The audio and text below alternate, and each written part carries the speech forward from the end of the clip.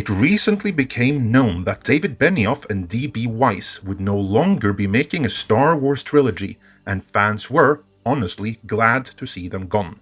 Not only did they drop the ball worse than any ball has ever been dropped before with the final season of Game of Thrones, they are even rumored to have had a falling out with Game of Thrones creator George R.R. Martin. But is there any truth to those rumors?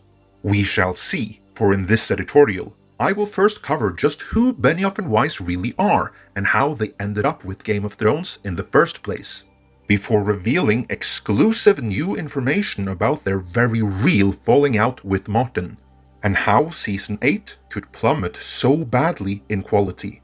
Finally, I'll give you my thoughts on whether or not Star Wars fans should be relieved or disappointed that they are now gone. Before any of that though, I have to ask you all that if you should find this content to your liking, then please leave a like and help share the video.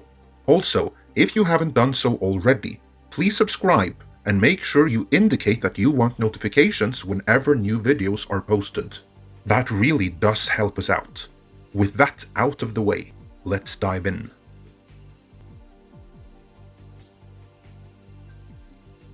David Benioff is actually born as David Friedman, but he uses his mother's maiden name to avoid confusion with all the other David Friedmans that will come up in a Google search. He first got into screenwriting by writing the novel The 25th Hour and being asked to write the script for the movie adaptation for it. He then went on to write a couple of other movies, such as most notably Troy, but the most relevant pre-Game of Thrones credit in his portfolio may be X-Men Origins Wolverine, in which he utterly mauled both the Weapon X storyline, the Origin miniseries, and the limited series by Chris Claremont and Frank Miller. Granted, he wasn't alone in doing that. Tom Rothman was the one who decreed Deadpool's mouth be soon shut, amongst a whole host of other inane decisions on top of that. But much of the rest of the stupidity is all on Benioff. He also had a hand in writing the recent flop Gemini Man. D.B. Weiss, or Daniel Brett Weiss, did some work as a personal assistant before starting his writing career. As a writer, he did nothing of note that did not receive secondary credit to David Benioff. If I were to make a comparison, and I stress that this is my comparison in an opinion piece, then D.B. Weiss is the more subservient follower and sidekick, Beavis if you will, to Benioff's more confident and outgoing butthead. So, Benioff had some genuine, very real writing credits behind him that no one can take away, and Weiss had some very real experience as a personal assistant behind him. But before we get into how the duo secured the rights to Game of Thrones in the first place, there is one more party to consider. As you may recall, Benioff's birth name is David Friedman, for he is the son of Stephen Friedman. Stephen Friedman is a very accomplished banker and financier who, among other things, has served as the chairman of the New York Federal Reserve Bank and as the director of the National Economic Council. Furthermore, he has been a partner in Goldman Sachs since 1973, where he has also served as a chairman, plus he has served in a number of high-profile roles in other investment companies. You can rest assured that when People magazine named David Benioff among America's top 50 bachelors back in 2001, his dad's money bin was a freaking big part of the reason why. Among the many investments Benioff's dad has had sway over was funding films and TV series, including for Warner and HBO. Now, I'm not saying that Benioff's pitches included the argument, if you give me this, my dad will pick up the tab. But I'm also not dismissing the possibility that either father or son might, in casual meetings, have hinted that something like that could possibly be on the cards if a green light for so-and-so project was forthcoming. I always found it off that HBO would throw more good money after bad when the initial Game of Thrones pilot was rejected and had to be remade. But that's, neither here nor there. But now that I brought it up, let's move on to Game of Thrones.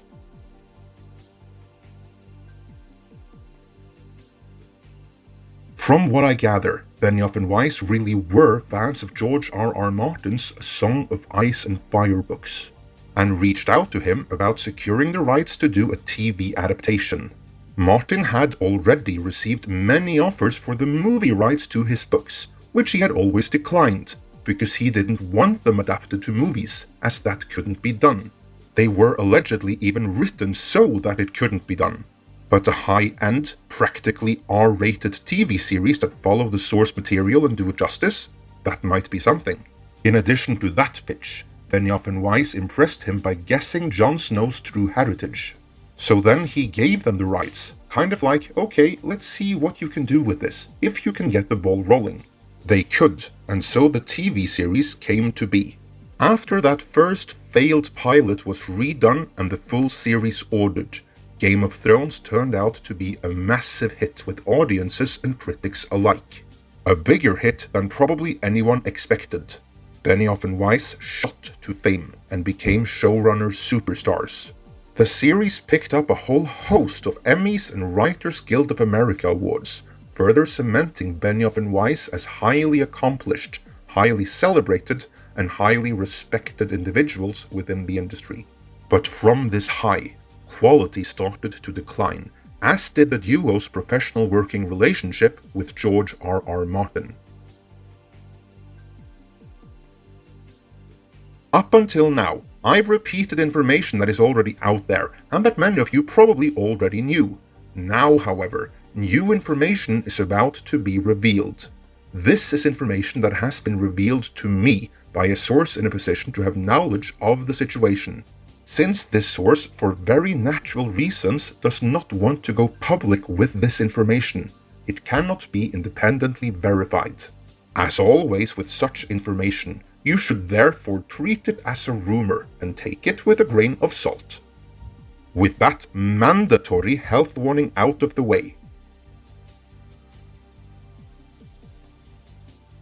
What I have heard is that several things started veering off course, but first among them was that Benioff and Weiss started believing their own hype. Everyone fed back to them how awesome they were and how universally respected they were, and the magnitude of what accomplishment Game of Thrones was, that they started believing that the success of Game of Thrones was due to them, Benioff and Weiss, not the strength of the published source material. Now, I'm not saying that they don't deserve any credit. They do. They did an excellent job at breaking down the first couple of novels into 10 60-minute episodes, which very faithfully retold the story of the novel. These were the seasons where they picked up the audience, and again, these are the seasons where the bulk of their contribution was restructuring the narrative for 10 60-minute episodes. In this early stage, they had an excellent working relationship with Martin. Not only was he available to them as a consultant, which was part of his $9.7 million deal, that is the amount I heard, he would even write an episode himself per season. But for each passing season, there would end up being a little bit less Martin and a little bit more Benioff and Weiss. Some of this was down to the original novel spiraling out of control, but as more and more seasons went by, it was reportedly increasingly down to Benioff and Weiss coming to believe in their own superiority as writers. From what I've been told, they increasingly came to believe that Martin had just provided the blueprint, but they were the ones that built the success. As time went on, this in turn caused two separate types of clashes between Benioff and Weiss in one end and Martin in the other. Pressure started to mount as the published books grew in complexity. This meant Benioff and Weiss had to draw a line between which storylines and characters from the novels would make it into the TV series and which wouldn't make the cut. At times, Martin strongly disagreed with their decisions and priorities, and he argued why to them. Now remember, Benioff and Weiss increasingly came to believe their own hype, and what everyone in the industry and the awards in their shelves were telling them. They were the ones responsible for the success. They were the ones that could do no wrong. So they pulled rank and reminded Martin that they were the ones calling the shots here. He could advise, but they didn't have to listen if they didn't agree with his advice. At the same time, the end of the published source material was in sight. While Benioff and Weiss firmly believed in their own excellence, They wanted more published source material to draw from. To this end, they mounted pressure on Martin to finish The Winds of Winter, pressure which bordered on aggressive. But Martin doesn't respond to pressure. He could ignore the pressure from the fan base, which he can insulate himself from if he so wishes, but he couldn't ignore the pressure from Benioff and Weiss. This pressure, if anything, caused him to check out. I wasn't told this, but to me it certainly sounds like this pressure could have caused further delays in his writing process. It certainly caused tension and frustration that they were rushing him to finish the next book, while they were rushing through the really big ones they could have spent multiple seasons adapting, all while making the wrong choices of which storylines and characters to focus on. Martin would then provide them with the synopsis of the main beats to come in The Winds of Winter, but then he would disagree with them on how they chose to get to them. They would then ask him, "Have you written anything better?" To which he would answer, "You know I haven't." They would then, certainly imply that they were paying him for nothing, so just take his paycheck and shut up. In their minds, they didn't need him. It was at this point that Martin left the TV series behind. At the time, it was said that he stepped away in order to focus on writing The Winds of Winter, but from what I've been told, the real reason was that the working relationship with Benioff and Weiss had deteriorated to the point of no return. The final seasons, especially the final season, are pure Benioff and Weiss. Martin violently opposed to rushing the ending the way that they did. How you doing? Why is it ending? I don't know. Ask David and Dan when they come through. We could have gone to 11, 12, 13 seasons, but I guess they wanted a life. So you wanted it to keep going. Well, if you've read my novels, you know there was enough material for more seasons. They made certain cuts. Granted, many of the plot conclusions and character ending points are based on outlines provided to them by Martin. But even these outlines were prepared under duress. I wasn't told this either, but I would certainly suspect that some of the main beats and conclusions in these outlines might have been different if Martin could have written them in his own time. And for all we know, we might have had The Winds of Winter by now if things had played out differently.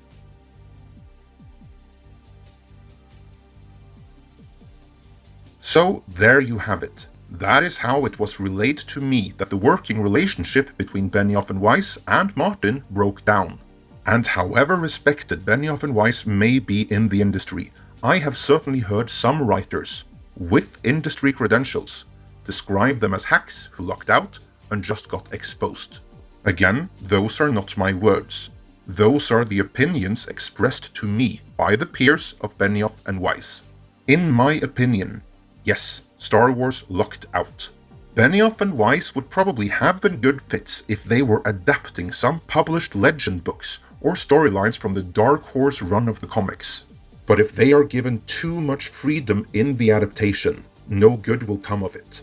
You don't have to look at just Season 8 for ample evidence of that. There is also Benioff's absolute source material butchery that was X-Men Origins Wolverine. But they're not doing Star Wars either way. Netflix are stuck with them now. For their sake, I hope they will provide them with either source material that must be adapted literally, or have them come up with their own original content, where they themselves get to make up the rules. Those are the only ways I can see Benioff and Weiss working out for Netflix. If you want more information on all things Game of Thrones and Benioff and Weiss, then check out the channel The Dragon Demands for the most extensive coverage on YouTube. But before you go, let me know your thoughts on all of this in the comments.